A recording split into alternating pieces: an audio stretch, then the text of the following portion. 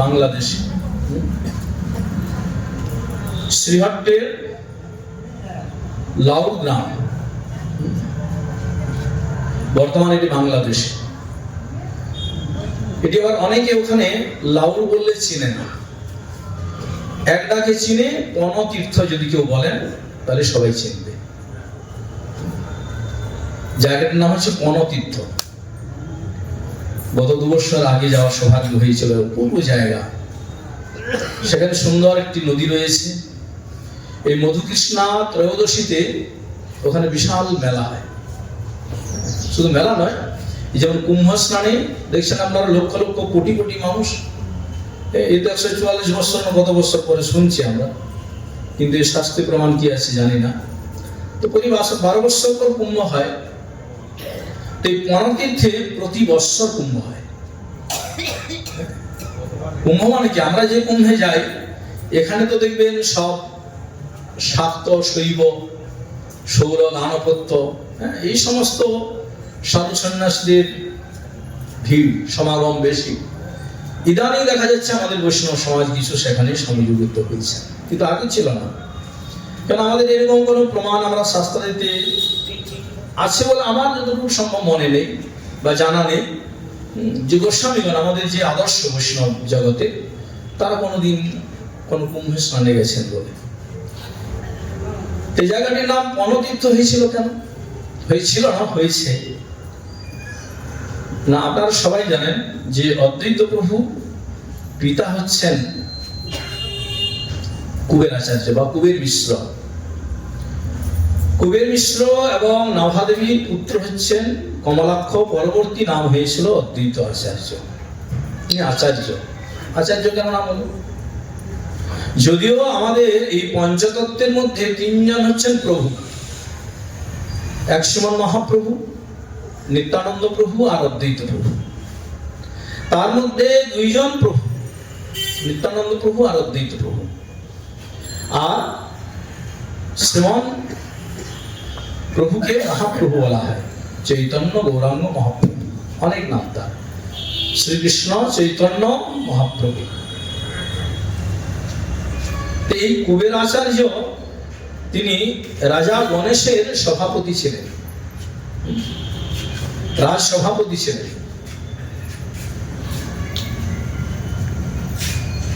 এই কুবের মিশ্রের এই শান্তিপুরে তিনি আসেন। কেন এসেছিলেন? না, এসেছিলেন এখানে বিদ্যা শিক্ষা চর্চার একটা জায়গা ছিল। যেমন নবদ্বীপ ছিল, নবদ্বীপকে বলা হয় অক্সফোর্ড অফ বেঙ্গল। সারা এশিয়া মহাদেশের সকলেই আসতেন এখানে সংস্কৃত পড়াশোনা করার জন্য। তেমনি এখানে পড়াশোনা করার জন্য এসেছিলেন। যেমন জগন্নাথ মিশ্র এসেছিলেন নবদ্বীপে, এসে উনি ওখানে থেকে যান, তেমনি এখানে। তো বলছেন অদ্বৈত প্রভু তার জন্ম হয়েছে কিন্তু ওখানে, কিন্তু 12 বছর বয়সে তিনি এখানে এসেছিলেন শান্তিপুরে। স্মৃতিশাস্ত্র এবং ন্যায়শাস্ত্র পড়বার জন্য তিনি এখানে এসেছিলেন, এবং অল্প দিনের মধ্যেই তিনি সেই সমস্ত শাস্ত্র অবগত হয়ে তিনি 4 বেদ সবকিছু সমাধান করেছিলেন, এবং তিনি বেদ 55 উপাধি পর্যন্ত প্রাপ্ত হয়েছিলেন। কিন্তু এখানে একটা প্রশ্ন, যে একমাত্র এই পঞ্চতত্ত্বের মধ্যে অদ্বৈতকে আচার্য বলা হয় কেন? অদ্বৈত আচার্য বলা হয়, অদ্বৈত আচার্য। আচার্য 2টি কারণে বলা হয়। এক, যিনি জ্ঞানবৃদ্ধ, বয়োবৃদ্ধ, তিনি আচার্য। আর আমাদের শাস্ত্রীয় বা তত্ত্বগত দিক দিয়ে যদি বিচার করা যায় তাহলে আচরণম চিনতি যশ আচার্য, অর্থাৎ যিনি আচরণের দ্বারা সকলকে শিক্ষা প্রদান করেন, যিনি কাউকে বলেন না মুখ দিয়ে এই করো সেই করো বলেন না, তিনি তার আচরণে সকলকে প্রচারিত করেন, তিনি হলেন আচার্য। আচার্যের দ্বারা, তাই তিনি হলেন অদ্বৈত আচার্য প্রভু। তো তার পিতা কুবের মিশ্র যখন অন্তর্ধান করলেন, স্বধামে গমন করলেন, তিনি পিতামাতার পারলৌকিক ক্রিয়ার সমাধা করে সারা ভারত তিনি পরিক্রমা করেছিলেন। এমনকি পরিক্রমার সময় তিনি প্রথমে গয়ায় গিয়ে পিণ্ডদান করেন। আমাদের গয়াতে যেমন একটা পিণ্ডদানের ব্যবস্থা আছে, তো সেখানে তিনি পিণ্ডদান করেন। সেখানে পিণ্ডদান করে তিনি শেষে বৃন্দাবনে উপস্থিত হন, বৃন্দাবনে যান। এই ঘটনা আপনারা অনেকেই জানেন। এই যে মদন গোপাল কি করে এখানে আসলেন, তার যে ইতিহাস, ইতিবৃত্ত আপনারা শান্তিপুরবাসী সকলেই অবগত আছেন।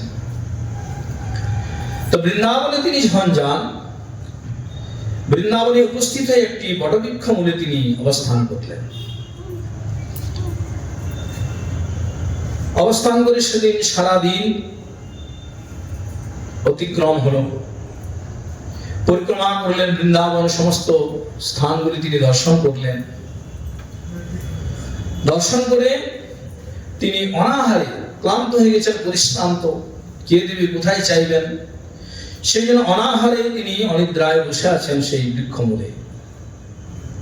সন্ধ্যার ঠিক সময়ে একটি বালক সেখানে এসে তাকে একটি দুগ্ধ ভাণ্ড দিয়ে বললেন যে, বাবা, তুমি এই ভাণ্ডে দুগ্ধ রয়েছে, তুমি এটাকে ভোজন করবে। বলে তিনি চলে গেলেন। তো তিনি শয়ন করেছেন সেই বৃক্ষমূলে। রাত্রিতে সেই বটবৃক্ষের তলায় তিনি শয়ন করে আছেন। গভীর রাত্রি যখন হয়েছে, হঠাৎ তিনি দেখছেন যে ওই মদন মোহন তিনি যেন তাকে বলছেন যে, হে অদ্বৈত, আমার অভিন্ন বিগ্রহ পূর্বে পূজা দেবী সেবা করতেন, সেটি নিকুঞ্জ বনের মধ্যে টিলার তলায় রয়েছে, তুমি তাকে উদ্ধার করো। যদি বৃন্দাবনে কখনো যান, বৃন্দাবনে যখন এই সেবাকুঞ্জে ঢুকছেন না, ওই সেবাকুঞ্জে প্রবেশ করার আগে ওখানে স্থানীয় ছাড়া সবাই চিনে না, ব্রজবাসীরা সবাই জানেন না এই জায়গাটা, আমরাও জানতাম না। ওই জায়গাটি এখনো রয়েছে। তো ওখানে একটু গলির ভিতরে, ছিপার ভিতর দিয়ে যেতে হয়। ওখানে অনেক পুরানো একটা সাইনবোর্ড দেওয়া আছে, ওর মধ্যে লেখা আছে পুরানো সীতারাম। মানে অদ্বৈত প্রভু এই মদন মোহনের কথায় তিনি ওই যে পূজা দেবীর সেবিত মদন মোহনকে ওই সেবাকুঞ্জের যে টিলার নিচে ছিলেন সেখান থেকে তিনি প্রকাশিত করছিলেন।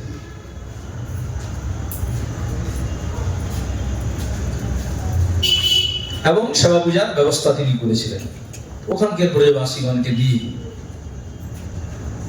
পরদিন সকালে অদ্বৈত আচার্য ব্রজবাসীগণকে বললেন এবং একজন বৈষ্ণব ব্রাহ্মণকে সেই সেবার ভার অর্পণ করে দিয়ে তিনি গোবর্ধন পরিক্রমায় চলে গেলেন। গিরিরাজ গোবর্ধন পরিক্রমা আপনারা সবাই জানেন যে বৃন্দাবনে পরিক্রমার একটি বিশেষ মহিমা রয়েছে। পঞ্চকোশী পরিক্রমা, যেমন আপনাদের শান্তিপুর পঞ্চকোশী পরিক্রমা, নবদ্বীপ পঞ্চকোশী পরিক্রমা আছে, তেমনি পুরীতেও পঞ্চকোশী পরিক্রমা আছে। প্রত্যেক ধামের একটা পঞ্চকোশী পরিক্রমা আছে। তেমনি বৃন্দাবনও আছে, কিন্তু বৃন্দাবনে 3টে পরিক্রমার ব্যবস্থা আছে।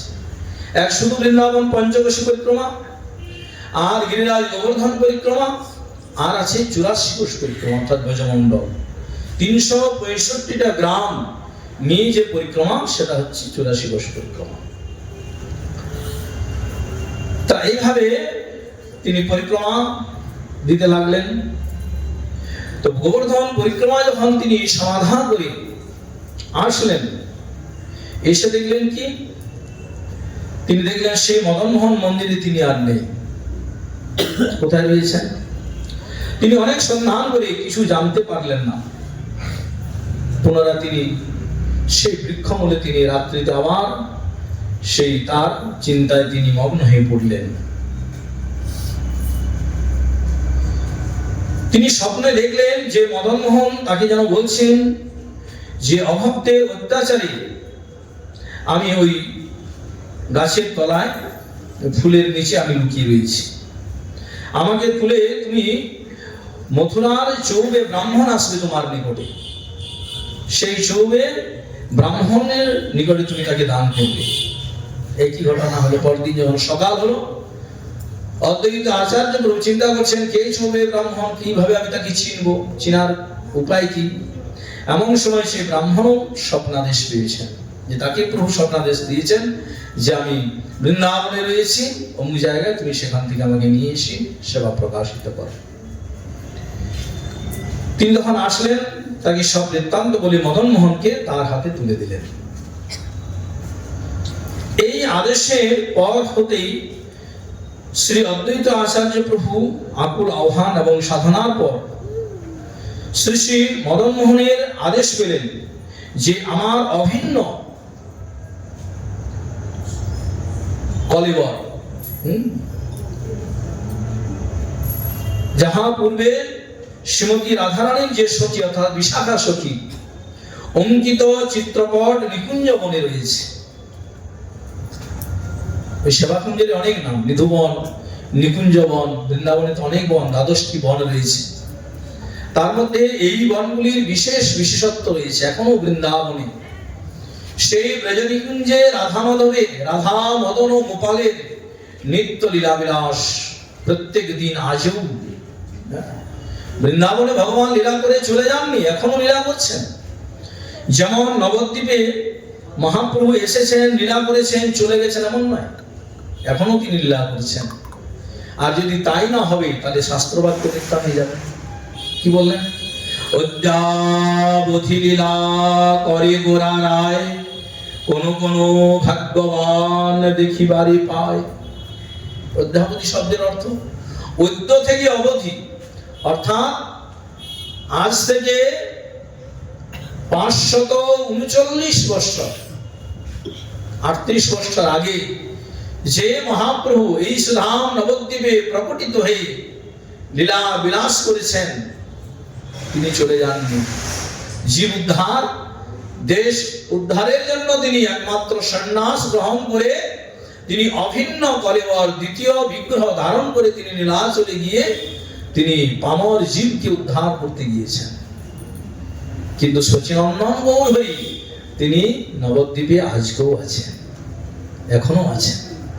যদি তাই না হবে তাহলে শাস্ত্র বাক্যটা মিথ্যা হয়ে যাবে। অদ্যাবধি লীলা করে গোরারা এখনো করছেন।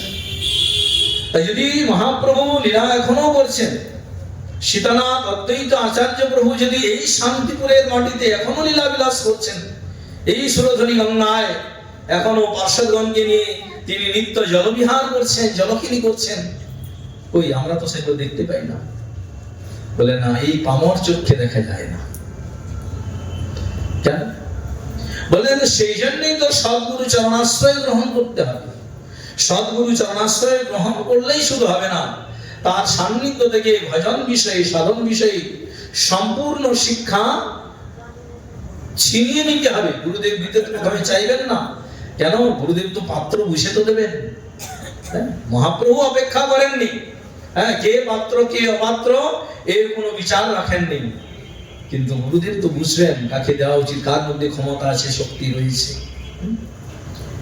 চৈতন্য চন্দ্রামৃত গ্রন্থে 77 সংযোগ শ্লোকে বললেন না প্রভুধানন্দ সরস্বতী বাবা, যে আমার নদিয়া বিহারী সচিনন্দন গৌর হরি তিনি এমনই হলেন করুণাময়, কৃপাময়, দয়ার্দ চিত্র। কে পাত্র কে অপাত্র তার কোনো অপেক্ষা রাখেননি।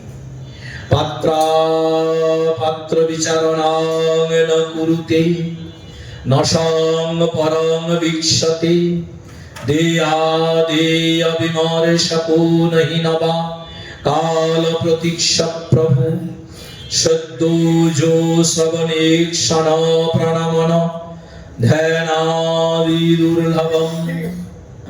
অন্যান্য যুগে যেটা ধ্যানের দ্বারা দুর্লভ ছিল সেটাকেই সহজ করে দিলেন। পাত্র বিচারণাম ন কুরুতে, করলেন না। নসং পরম বিক্ষতে, কাকে দেওয়া উচিত কাকে দেওয়া উচিত নয় এরও অপেক্ষা রাখলেন না। এই জন্যই তো বললেন আমাদের আচার্যগণ কি, ব্রাহ্মণে চণ্ডালে করে কলাকুলি, কবে বা ছিল এই রঙ্গ? ছিল কোনোদিন? ব্রাহ্মণ চণ্ডালের স্পর্শ করা তো দূরের কথা, তার ছায়া মারাতো। ছায়া মারালে স্নান করতো। মহাপ্রভু সেটাকে আগে ভাঙলেন। সেই জন্য নবদ্বীপ যেমন অভিন্ন ব্রজমণ্ডল, তেমনি শান্তিপুর অভিন্ন গৌরমণ্ডল। আর এটা গৌরমণ্ডল ভূমির মধ্যেই পড়ে। আর এই গৌরমণ্ডল ভূমি যেবা জানে চিন্তামণি, তার হয় ব্রজভূমে বাস। ব্রজে যেতে হবে না, এটাই অভিন্ন ব্রজমণ্ডল। কিন্তু সেই ভাব আমাদের কোথায়? সেই ভক্তি কোথায়? সেই জন্য গুরু কৃপা, শাস্ত্র কৃপা, সীতানাথের কৃপা প্রয়োজন। রাধা মদন গোপালের কৃপা দরকার। তা কি করলেন? সেই আদেশ পেয়ে রাধারানীর সখী বিশাখা দেবী অঙ্কিত চিত্রপট নিকুঞ্জ মনে আছে। কে বললেন? মদন মোহন অদ্বৈত আচার্য প্রভুকে বললেন, সেটি নিয়ে তুমি শান্তিপুরে ফিরে যাও। এই যে মদন গোপাল, এই মদন গোপালের আসল তত্ত্ব সেই বৃন্দাবনের ব্রজ নিকুঞ্জ বন থেকে। এই যে মদন গোপাল মাধবেন্দ্রপুরীর প্রতিষ্ঠিত বিগ্রহ তো, কিন্তু এসেছেন কিভাবে দেখো। মদন মোহন নিজে বলছেন সীতানাথ অদ্বৈত আচার্যকে যে তুমি বিশাখা দেবীর অঙ্কিত চিত্রপট নিকুঞ্জ বনে আছে, তুমি সেটি নিয়ে শান্তিপুরে ফিরে যাবে এবং সেবা পূজা তুমি প্রতিষ্ঠা করবে। আমি নবদ্বীপে অবতীর্ণ হব। কে বলছেন? মদন মোহন, এই মদন গোপাল। তিনি তখন আসেননি, বৃন্দাবনে রয়েছেন।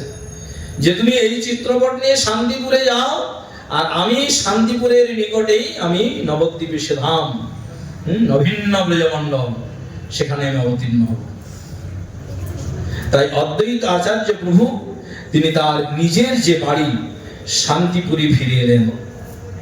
তার কিছুদিন পরেই পরম ভাগবত আচার্য শ্রী মাধবেন্দ্রপুরী পাদ তিনি শান্তিপুরে এসে অদ্বৈত প্রভুকে শ্রী রাধা মদন গোপাল জীবন প্রতিষ্ঠা করে দীক্ষা প্রদান করলেন। মাধবেন্দ্রপুরী ঘটনা তো আপনারা জানেন। মাধবেন্দ্রপুরী উপরে গোপালের আদেশ হয়েছিল, প্রচন্ড গ্রীষ্ম, গরম, বৃন্দাবনে এখান থেকে গরম বেশি। না, আমি এই গরম সহ্য করতে পারছি না, তুমি উৎকল দেশে যাও, অর্থাৎ উড়িষ্যায় গিয়ে মলয়জ চন্দন এনে আমার অঙ্গে যদি লেপন করো তবে আমার শরীর শান্ত হবে। এটা এখনো হয়, দেখবেন অক্ষয় তৃতীয়ার সময় হয় না, চন্দন লেপন করে ঘর্ষণ করে ভগবানের অঙ্গে লেপন করা হয়। তো সেই শান্তিপুর পুরন্দর শ্রী শিল অদ্বৈত আচার্য প্রভু তিনি যখন সেই বিশাখা দেবীর চিত্রপটটি নিয়ে শান্তিপুরে ফিরে আসলেন এবং পরবর্তীকালে মাধবেন্দ্রপুরীর যখন এই উৎকল দেশে যাওয়ার আদেশ হলো গোপালের, তখন তিনি প্রথমে এই শান্তিপুরে এসেছিলেন। শান্তিপুর থেকে তারপরে তিনি অদ্বৈত আচার্য প্রভুকে দীক্ষা প্রদান করে তারপরে তিনি এখান থেকে গিয়েছিলেন উৎকল দেশে, উড়িষ্যায়। কিন্তু ওই মলয়জ চন্দন তাকে বৃন্দাবন পর্যন্ত নিয়ে যেতে হয়নি, সে ঘটনা তো আপনারা সবাই জানেন। যখন এখান থেকে গেলেন, যাচ্ছেন পুরীর উদ্দেশ্যে, যেতে যেতে যখন পথে ওই তখন তো নাম হয়নি, তখন ছিল গোপাল। মাধবেন্দ্র পুরীর জন্য ক্ষীর চুরি করেছিলেন বলে তার নাম হয়েছিল ক্ষীর ছোড়া গোপীনাথ। গোপীনাথ ভগবান ভক্তের জন্য ক্ষীর চুরি করেন, চোর পর্যন্ত হয়েছেন ভগবান। তাহলে ভগবান আর কি করেন? ভগবান কি না করেন? ভগবান ভক্তের জন্য সবকিছু করেন, কিন্তু আমরাই ভগবানের জন্য কিছু করতে পারি না, এটাই হচ্ছে সবচেয়ে বড় দুর্দৈব। মাধবেন্দ্রপুরী যখন সেই গোপীনাথকে দর্শন করলেন, আনন্দ অশ্রুতে ধরবিগলিত ধারায় তার বক্ষের অংশ বর্ষণ সব ভিজে গেল, সিক্ত হয়ে গেল। আহা, কি অপূর্ব বিগ্রহ! যেমন এই মদন গোপাল, সাক্ষাৎ বিগ্রহ। আমরা তো বিগ্রহ রূপে দেখি, মূর্তি রূপে দেখি, কিন্তু না, কখনো ভাববেন না কি দারু মূর্তি, প্রস্তর মূর্তি, লৌহ মূর্তি, তা নয়। ইনি সাক্ষাৎ বিগ্রহ, অথবা সাক্ষাৎ এখানে আছে।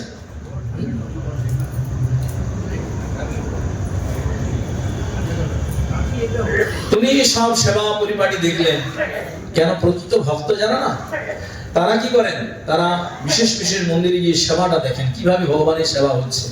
কেন তাদের ইচ্ছা হয় যদি আমরা এইভাবে ভগবানের সেবাটা করতে পারতাম।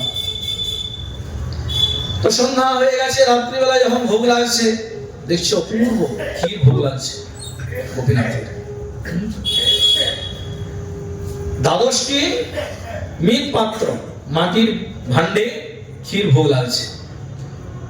তো ক্ষীর যখন ভোগ লেগেছে, এবার তো পূজারী দরজা পর্দা দিয়ে দেবে। তো পর্দা যখন দিয়ে দিয়েছে, মাধবেন্দ্র পুরীবাদ মনে মনে ভাবছেন, এই ক্ষীর যদি আমি কোনা পেতাম, না পেলে তো স্বাদটা অনুভব করা যাবে না, তাহলে স্বাদটা আমি পেলে আমি আমার গোপালকে এই ক্ষীর ভোগ লাগাতাম।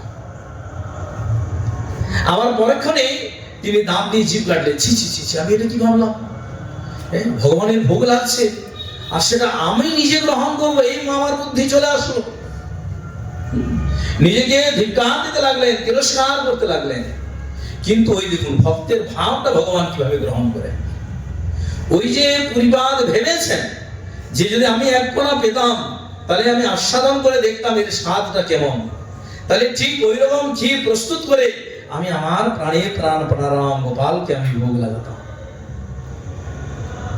আর দাঁড়ালেন না, সঙ্গে সঙ্গে সে স্থান পরিত্যাগ করে তিনি চলে গেলেন নগরীর প্রান্তভাগী বাজারের মাঝখানে বসে রয়েছেন। রাত্রি প্রভাত হলেই তিনি এখান থেকে চলে যাবেন।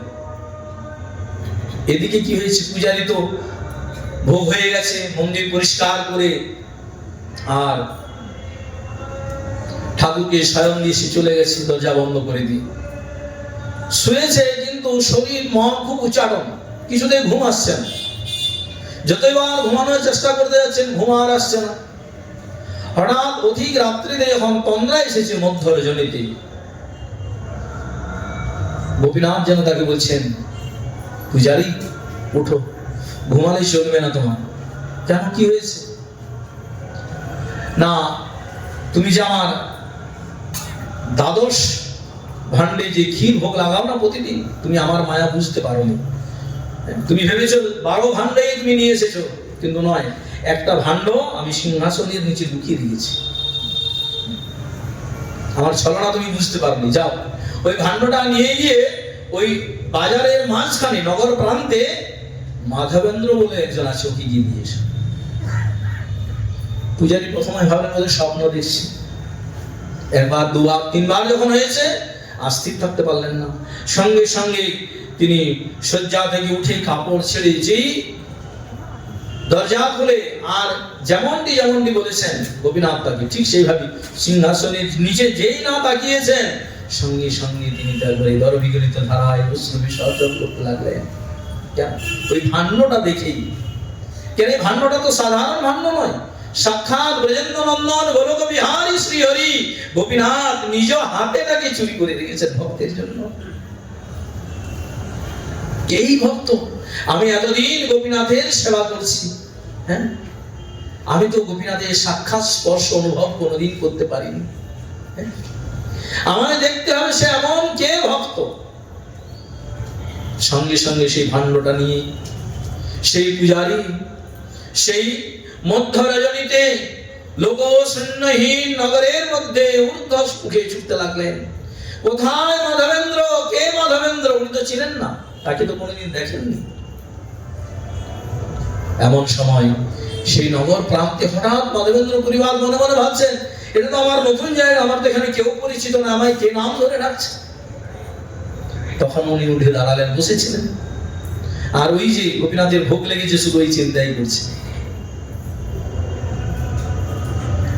তিনি যখন দাঁড়িয়ে বলছেন, বাবা আমি মাধবেন্দ্র, কে ডাকছেন আমায় এইভাবে? পূজারী ছুটে আসলেন, ছুটে এসে বলছেন, বাবা কি হয়েছে? বলেন, এই ভাণ্ডটা আগে আপনি ধরুন। ক্ষীরের ভাণ্ডটা মাধবেন্দ্র পুরীর হাতে দিলেন। দিয়ে পূজারী তাকে সাষ্টাঙ্গে প্রণাম হয়ে বলছেন, বাবা তুমি কে আমি জানি না, কিন্তু আমি এইটুকু অনুভব করতে পেরেছি যে তুমি সাধারণ কেউ নও। কেন মহারাজ?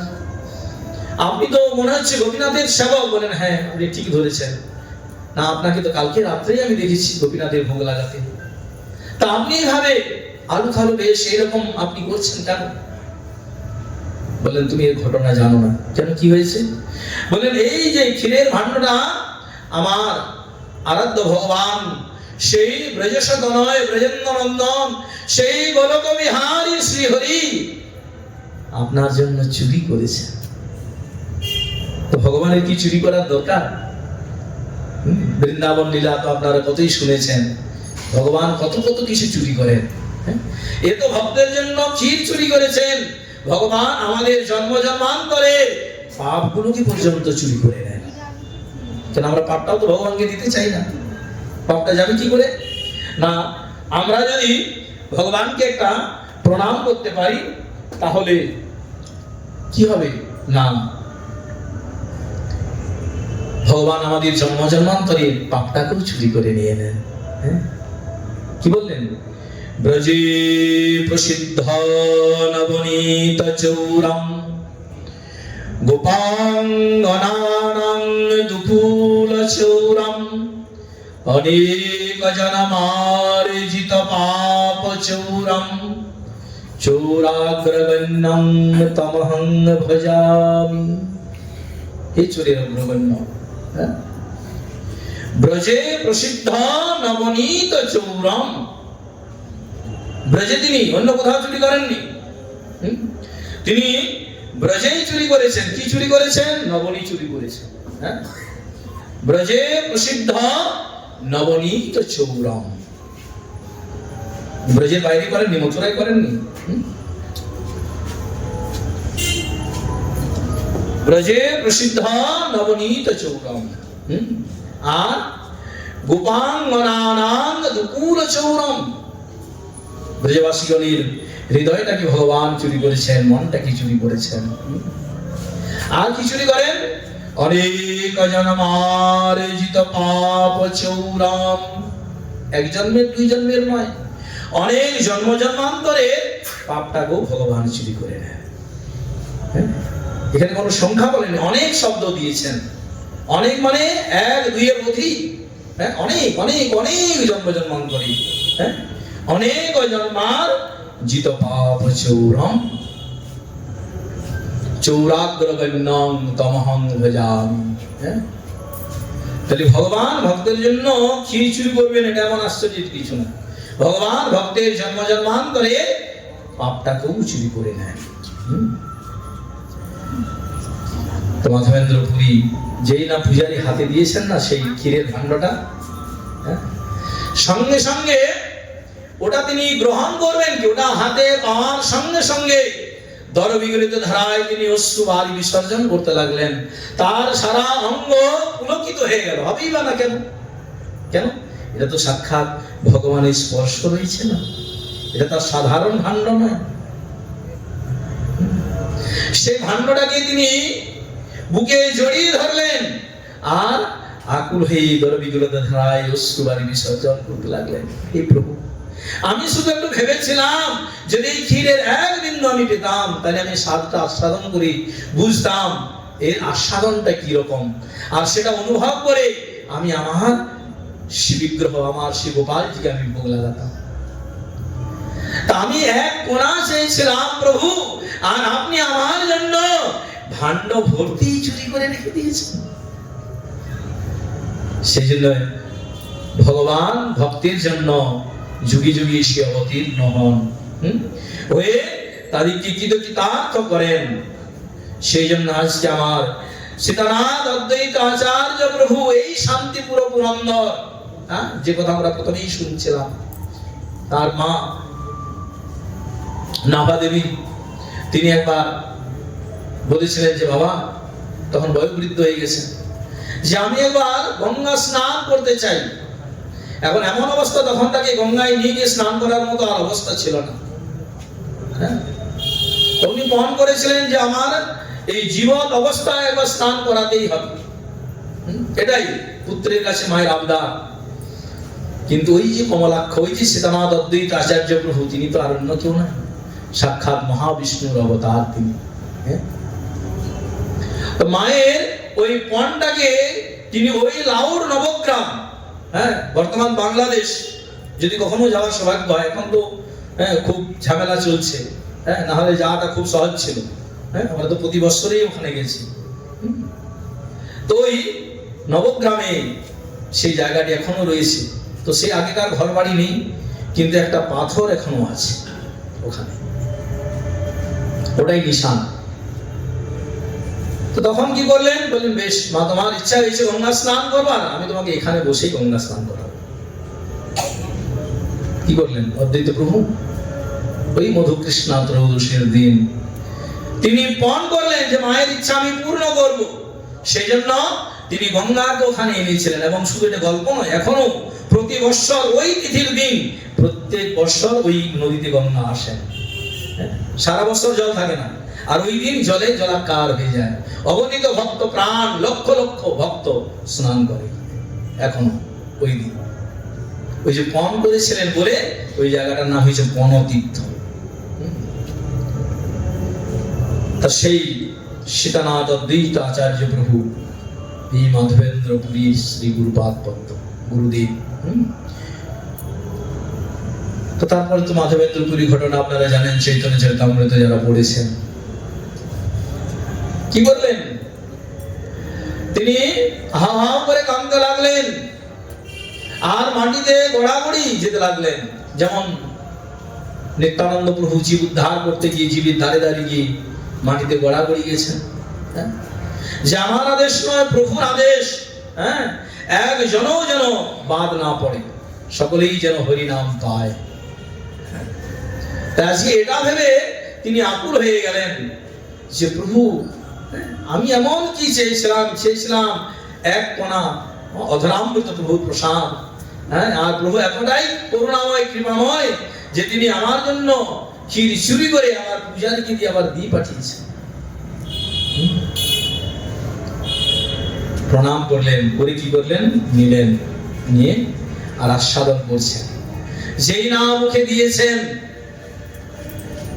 মাধবেন্দ্র পুরীপাদ, তার দেহ বুদ্ধিটা চলে গেছে। এটা সাধারণ, এটা প্রসাদ নয়। এই সাধারণ প্রসাদ, এই যে মদন গোপালের ভোগ লাগে, এই ভোগ লাগানোর পর ওটা প্রসাদ থাকে না, ওটা হয়ে যায় অমৃত।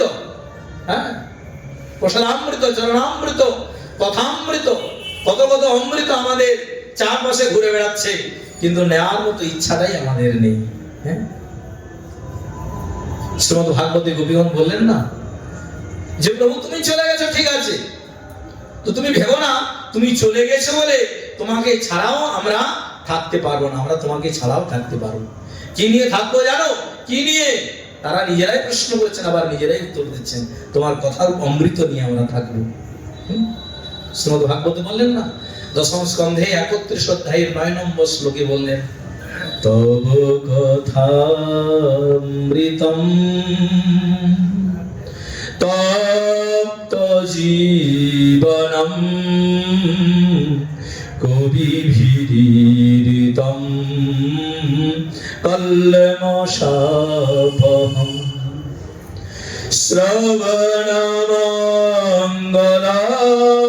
শ্রবণমঙ্গলম শ্রীমদাততম ভুবি গৃহন্তি ভূরিদায়নম। কি অপূর্ব কথা! তেমনি ওই মদন গোপাল এখনো এই যে শান্তিপুরে রয়েছেন সাক্ষাৎ বিগ্রহ। আমরা যে দর্শন পাচ্ছি এটা কি আমাদের কম সৌভাগ্য? কম সৌভাগ্য নয়, অশেষ এবং বিশেষ স্বীকৃতি। কি করলেন মাধবেন্দ্র পুরী? সেই ক্ষীরটা সম্পূর্ণ আস্বাদন করলেন। শুধু আস্বাদন করলেন না, আমরা কি করি? ভাণ্য, ভগবানের প্রসাদ থাকলে খেয়ে ভাণ্ডটাকে ফেলে দিই, কোনো একটা নর্দমায়, না কোনো একটা উচ্ছিষ্ট স্থানে। ভুল করে এই কাজগুলো কেউ কোনোদিন করবেন না। যে পাত্রে ভগবানের প্রসাদ থাকে না, সে পাত্রটা পর্যন্ত পবিত্র। সেই পাত্রটার এত মহিমা, ওই পাত্রটা স্পর্শ হলে আপনি উদ্ধার হয়ে যাবেন। তার প্রমাণ এই চৈতন্য চরিতামৃতে কবিরাজ গোস্বামী পাদ দিলেন। কি করলেন? সেই মাটির ভাণ্ডটাকে আমরা কি করি? অনেক সময় দেখবেন যে ভগবানের ভোগ লেগেছে, ভোগে চলে গেছে, শুকনা লঙ্কা চলে গেছে, তেজপাতা চলে গেছে, আমরা ওগুলো পাতের ধারে ফেলে দিই। এমন প্রেমী ভক্ত আছে, আমরা দেখেছি এগুলো, যে তারা ওটাকে ফেলেননি, কেন? ভগবানের ভোগে লেগে গেছে। আর ভগবানের ভোগে একবার লেগে গেলে সেটা লবণ হয়েছে কি না হয়েছে এই বিচার আর থাকে না। এই বিচার করাটাই অপরাধ। কেন? ওটা প্রসাদ হয়ে গেছে, প্রসাদ অমৃত।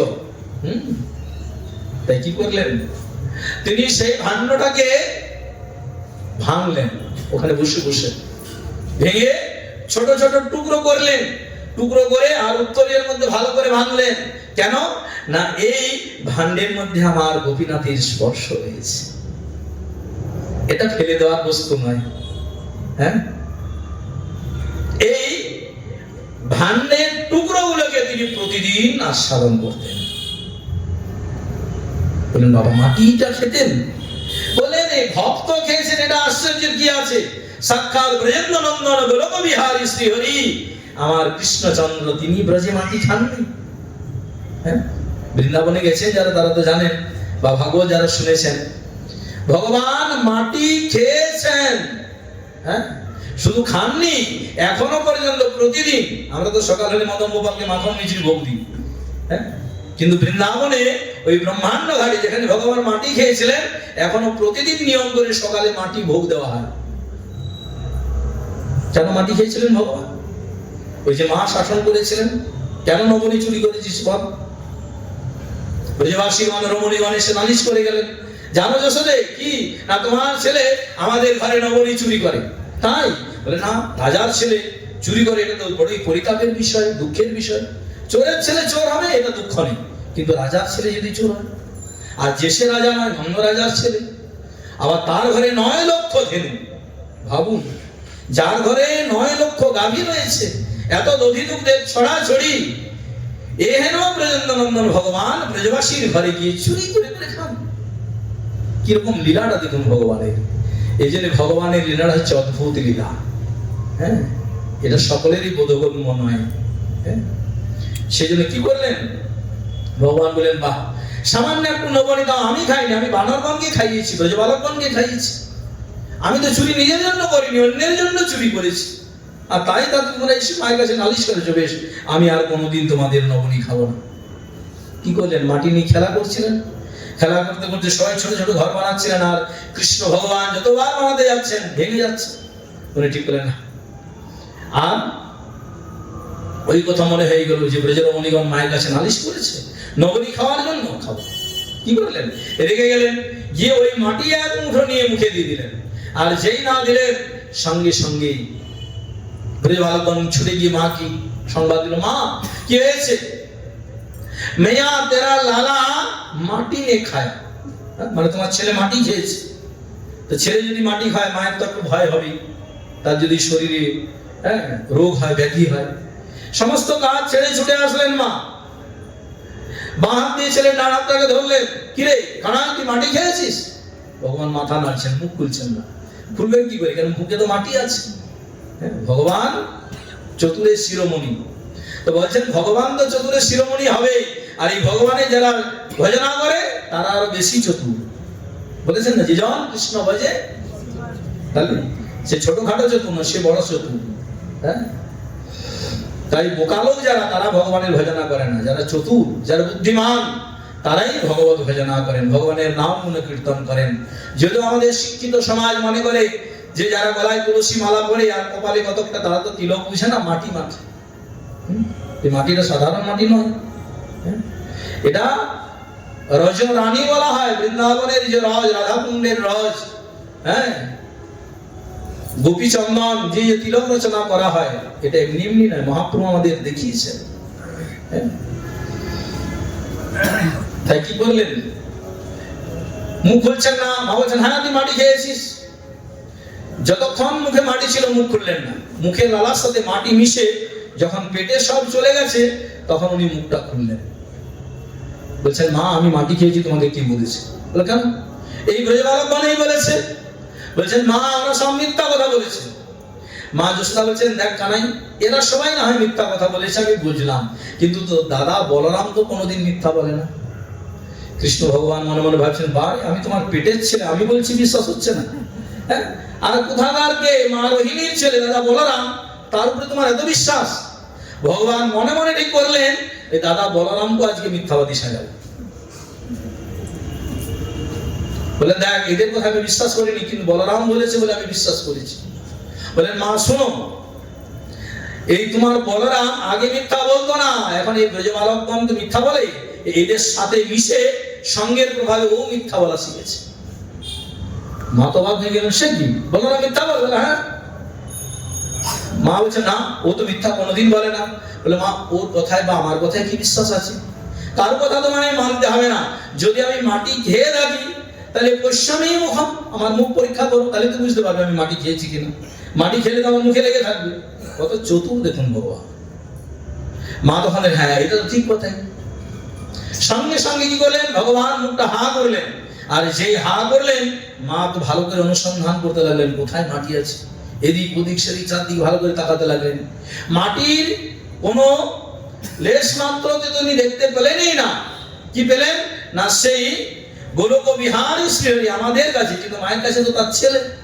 তিনি সেই ছোট্ট গোপালের মুখবিবরের মধ্যে দেখতে পেলেন কি, অনন্ত বিশ্ব ব্রহ্মাণ্ড, সাবর জঙ্গম তরু গুল্মলতা, পশু পক্ষী কীট পতঙ্গ থেকে আরম্ভ করে সমস্ত জীবকুল, প্রাণীকুল, উদ্ভিদকুল সকলকে দেখছেন। এমনকি মা যে তার হাতটা ধরে রেখেছেন এক হাত দিয়ে, সেটা বালকের মুখের মধ্যে দেখছেন। এটা কি করে সম্ভব? মা ভাবলেন একে বোধহয় আবার কোনো অপদেবতা ভর করেছে, এটাই তো হবে। কেন যদি ঈশ্বর বুদ্ধি এসে যায় তাহলে তো ভগবানের লীলা হবে না। সেই জন্য এটা হচ্ছে ভাব। হ্যাঁ, তাহলে ভগবান মাটি পর্যন্ত খান। হ্যাঁ, ভগবান আমরা যে দেখছি ভাগবতে যে তিনি মাটি খেয়েছেন, তবে ব্রজে খেয়েছেন। কেন খেয়েছেন তারও একটা সিদ্ধান্ত ভগবান দিয়েছেন। হ্যাঁ, মা যখন বললেন বল তুই মাটি কেন খেলি, বলেন মা তুমি জানো না এই বৃন্দাবনের ব্রজে মাটি ওই ব্রজবাসীগণের নবনীর চাইতে স্বাদ অনেক বেশি। এই জন্য এখনো দেখবেন নিয়ম আছে, যারা বৃন্দাবনে যান না বা সপ্ত দেবালয়ে, প্রত্যেক দেবালয়ে রজ রাখা থাকে। হ্যাঁ, ব্রজবাসীরা প্রত্যেক দিন এক দানা রজ মুখে দেন। কেন? এই বৃন্দাবনের ব্রজভূমিতেই আমার ব্রজেন্দ্র নন্দন ভগবান শ্রীকৃষ্ণচন্দ্র কত লীলা করেছেন, তার চরণে রেণু রয়েছে। হ্যাঁ, আর এই ব্রজরজের কি মহিমা তো ভাগবতে আপনারা শুনেছেন, উদ্ধবজি মহারাজ তার বন্দনা করে গেছেন। হ্যাঁ,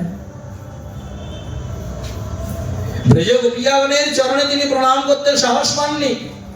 প্রণাম করলেন কাকে? ওই বৃন্দাবনের রজের একটা ধুলির কণাকে তিনি বন্দনা করেছেন। প্রণাম করতে সাহস হয়নি। কেন? সেই ঘটনা আমরা সংক্ষেপে শুনবো। যদি আমাদের আজকে অদ্বৈত প্রভু সম্পর্কে তো আপনারা সবাই জানেন, ভাই কদিন ধরে শুনেছেন। হ্যাঁ, কিন্তু রজের মহিমা দেখুন। কৃষ্ণচন্দ্র ভগবান যখন তার 11 বছর 4 মাস বয়স, উপনয়ন সংস্কার যখন হলো, কংসবধ করলেন 11 বছর 1 মাস বয়সে। তারপরে কংস কারাগার থেকে দেবকী বসুদেবকে উদ্ধার করলেন। উদ্ধার করে গুরুগৃহে গেলেন, উপনয়ন হলো। উপনয়নের পরে গুরুগৃহে গেলেন। গুরুগৃহে থেকে যখন ফিরে আসলেন মথুরায়, একদিন মা দেবকী মনে মনে ভাবছেন যে আমার দুটো ছেলে কৃষ্ণ আর বলরাম। হ্যাঁ, একাধারে তারা দেবকী নন্দন আর একাধারে তারা যশোদানন্দ। এর অনেক তত্ত্ব আছে। তা মা দেবকী ভাবলেন নিজে হাতে রান্না করে খাওয়াবেন। একদিন সুন্দর করে রান্না করেছেন।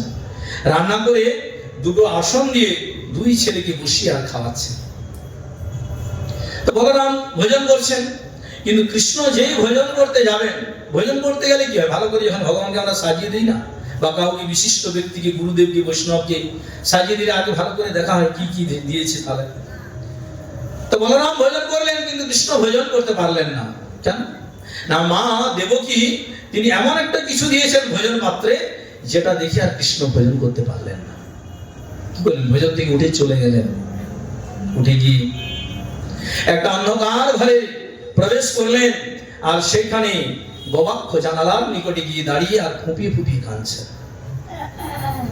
কিন্তু মা দেবকীর সাহস হলো না যে তিনি একবার গিয়ে কৃষ্ণকে জিজ্ঞাসা করবেন, কি হয়েছে কৃষ্ণ, কেন তুমি ভোজন করলে না, উঠে চলে আসলেন? সাহস হলো না মায়ের।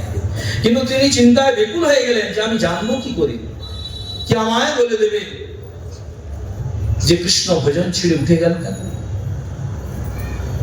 এইভাবে যখন তিনি উৎকণ্ঠিত হয়ে গেছেন, মা দেবকী ঠিক সেই সময় কৃষ্ণের একজন সখা, তার নাম হচ্ছে উদ্ধব। জানেন তো উদ্ধবের পরিচয় ভাগবতে দেওয়া আছে।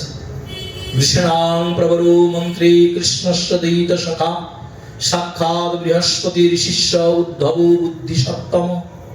উদ্ধবের পরিচয় ভাগবতে দিয়েছেন। তিনি কৃষ্ণগণের মন্ত্রী, কৃষ্ণের দ্বৈত সখা। দ্বৈত মানে খুব মরমের সখা। দেখবেন অনেক সখা বন্ধু থাকে, কিন্তু সকলের নিকটে মনের সব কথা খুলে বলা যায় না। কিন্তু কিছু কিছু সখা থাকে, বন্ধু থাকে, যে কথা পিতামাতার কাছে বলা যায় না সেটা ওই বন্ধুর কাছে বলা যায়। তো তেমনি একজন সখা হচ্ছেন উদ্ধব। এই জন্য দ্বৈত সখা বলেছেন। কৃষ্ণস্থ দ্বৈত সখা সাক্ষাৎ বৃহস্পতির শিষ্য। বৃহস্পতির শিষ্য তিনি, এবং তিনি জ্ঞানী এবং পণ্ডিত। তো উদ্ধব যখন আসলেন, মা দেবকী যেন শরীরে প্রাণ ফিরে পেলেন। এতক্ষণ তিনি ব্যাকুল হয়ে গেছিলেন, কি করে আমি জানবো, কি আমায় বলে দেবে। উদ্ধবকে দেখি বলছেন, উদ্ধব এসেছো বাবা? বলেন হ্যাঁ। কিছু বলবে? বলে হ্যাঁ। কি বলবে? বলে দেখো না বাবা, আমি কৃষ্ণ বলরাম দুই ভাইকে ভোজন করতে দিয়েছিলাম, কিন্তু বলরাম ভোজন করলো, কিন্তু কৃষ্ণ ভোজন না করে উঠে চলে গেল কেন? আমার মনে হয় কিছু একটা দেখে দুঃখ পেয়েছে, ব্যথা পেয়েছে, মনে হচ্ছে ও ক্রন্দন করছে, তুমি একটু আমায় জেনে বলো না। বলে ঠিক আছে। এই বলে উদ্ধব আস্তে আস্তে সে অন্ধকার গৃহে যখন প্রবেশ করলেন, দেখছেন সেই ঘরে কেউ নেই, একমাত্র কৃষ্ণ জানালার সামনে দাঁড়িয়ে রয়েছেন, আর ওই বৃন্দাবনের দিকে তাকিয়ে রয়েছেন, আর অঝরে তিনি ক্রন্দন করছেন। তার অঙ্গির বসন সব ভিজে গেছে। উদ্ধব আস্তে আস্তে গিয়ে তার পিঠে গিয়ে হাতটা দিলেন। কি হয়েছে কানাই? ভাই কানাই, তোর কি হয়েছে আমায় বল। দেখবেন কোন দুঃখ পেলে, কষ্ট পেলে, যখন একান্তে থাকবেন তখন দুঃখটা একরকম থাকে, কিন্তু যখন কেউ আপনাকে সান্ত্বনা দিতে আসে না, তখন দুঃখটা বেড়ে যায়। এটাই হয়। কৃষ্ণ তো একটা ভাবে ক্রন্দন করেছিলেন। এখন তো এখানে দ্বিতীয় কেউ ছিল না। যখন উদ্ধব এসে প্রবেশ করলেন, শুধু প্রবেশ করলেন না, তার অঙ্গের মধ্যে যখন হস্তটা রাখলেন, কৃষ্ণের কান্নাটা যেন বেড়ে গেল। উদ্ধব বলছে, ভাই তুই আমায় বল, আমি তো তোর মরমের সখা, দেখি আমি তোর দুঃখটা দূর করতে পারি কিনা, তুই আমায় বল, আমি তো তোর মরমের সখা, বল না রে ভাই, তুই কি হয়েছে। কৃষ্ণ তো বৃন্দাবনের দিকে তাকিয়েছিলেন। উদ্ধবের আগমন জানতে পারে, উদ্ধবের কথা শুনে কৃষ্ণ ভগবান উদ্ধবের দিকে ফিরে দাঁড়ালেন। শুধু দাঁড়ালেন না, উদ্ধবকে জড়িয়ে ধরে ফুপিয়ে ফুপিয়ে কাঁদতে লাগলেন। কাঁদতে কাঁদতে কৃষ্ণ ভগবান উদ্ধবকে বলছেন, ভাই উদ্ধব কি হয়েছে, তুই আমায় বল। উদ্ধব কৃষ্ণের পিঠে হাত বোলাচ্ছেন, সান্ত্বনা দিচ্ছেন, আর কৃষ্ণ ভগবান উদ্ধবকে জড়িয়ে ধরে বলছেন, ভাই উদ্ধব কি হয়েছে আমায় বলবি তো, না বললে আমি বুঝবো কি করে, আমি তো তোর মতো ভগবান নই যে সকলের অন্তরের কথা আমি জানতে পারবো, বল না রে ভাই তোর কি হয়েছে। কৃষ্ণ ভগবান তখন কাঁদতে কাঁদতে উদ্ধবকে বলছেন, ভাই উদ্ধব তুমি মা দেবকীকে বলে দিও যে আমার ওই ভোজনের পাত্রে যেন কোনোদিন নকল না দেয়।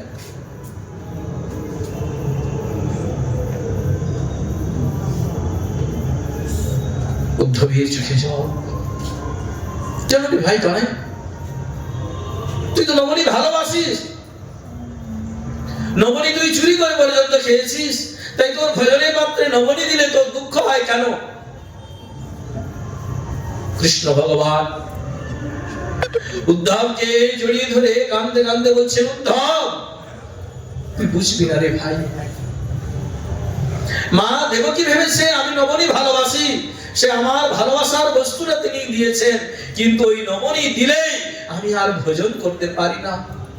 কেন জানিস? কেন রে ভাই কানাই? বলে ওই নবনীটা দেখলেই আমার মা যশোদার কথা মনে পড়ে যায়, আমার নন্দ বাবার কথা মনে হয়ে যায়, আমার ব্রজবাসীর কথা মনে হয়ে যায়। কেন রে? কেন জানিস না উদ্ধব? ওই একটু নবনীর জন্য মা আমায় কত তাড়ন করেছে, ভর্ৎসন করেছে, এমনকি মা আমায় বিধি পর্যন্ত রেখেছে। আর একটু নবনীর জন্য আমি মায়ের পেছনে পিছনে ঘুরে বেরিয়েছি। সেই জন্য উদ্ধব তুমি মা দেবকীকে বলে দিও যে আমার ভোজনের পাত্রে যেন কোনোদিন নবনী না দেয়। উদ্ধব বলেন, বেশ, আমি বলে দেবো মা, কোনোদিন তোমার ভোজনের পাত্রে নবনী দেবে না। আচ্ছা উদ্ধব, বলো ভাই কানাই, আচ্ছা তুমি তো আমার সখা বন্ধু, আমার একটা কাজ করে দেবে? বলো কি কাজ? না তুমি আবার বৃন্দাবনে যাবে। বৃন্দাবনে? আমি? হ্যাঁ। বৃন্দাবনের কথা শুনে উদ্ধবের একটা মনে অহংকার এসে গেল। কেন না, বৃন্দাবনে গিয়ে কি করবো? ওখানে আলা ভোলা গোয়ালিনী, হ্যাঁ, ব্রজ গোপীরা থাকে, আমি তো একজন জ্ঞানী পণ্ডিত, আমি সেখানে গিয়ে কি করবো? এটা মনের ইচ্ছা উদ্ধবের। কিন্তু ভগবান দুটো কারণে উদ্ধবকে বৃন্দাবনে পাঠিয়েছিলেন। এটা শুধু উদ্ধবের নয়, এটা আমাদের মধ্যেও হয়। অন্যের হয় কিনা জানি না, আমার তো হয়। হ্যাঁ, আমরা যখন নবদ্বীপে থাকি, হ্যাঁ, নিজের জায়গায় থাকি না, তখন মনে হয় যে আমাদের মতো পণ্ডিত জ্ঞানী আর কেউ নেই। কিন্তু বৃন্দাবনে গেলে অনুভব হয় যে আমরা কিছুই জানি না। এটাই বৃন্দাবনের মহিমা, সত্যি কিছুই জানি না আমরা। এই জন্য তো মহাপ্রভু বলেছেন, বৃন্দাবনে যাইবে না রহিবে চিরকাল, গোবর্ধনে না চড়িবে হেরিবে গোপাল। গোপালকে দর্শন করো না ভুল করে। কেন? একবার গোপাল দর্শন যদি হয়ে যায়, তোমার দেহ বুদ্ধিটাই আর থাকবে না। ঘরের কথা তো পরেই থাক, হ্যাঁ, কি আমি, এই বুদ্ধিটাই তোমার চলে যাবে। উদ্ধব বলেন, বেশ, কি করতে হবে? না তুমি বৃন্দাবনে যাও, বৃন্দাবনে গিয়ে আমার নন্দ বাবা, যশোমতী মা আর ব্রজবাসীগণের সংবাদটা একবার আমায় এনে দাও। হ্যাঁ, তাদের সংবাদ এনে দিয়ে আমার যে মনের চঞ্চল অবস্থা, আমার মনের দুঃখটাকে তুমি দূরীভূত করে দাও। বলেন, বেশ। পরদিন সকালে ঘুম থেকে উঠেই উদ্ধব স্নান আদি সমাধা করলেন, করে তিনি একটি সুন্দর রথ রচনা করে রথে আরোহণ করে তিনি চললেন ওই বৃন্দাবনের উদ্দেশ্যে। দেখুন, বৃন্দাবন, মথুরা থেকে বৃন্দাবন কিন্তু বেশি দূরের পথ নয়, মাত্র 4 কোষ।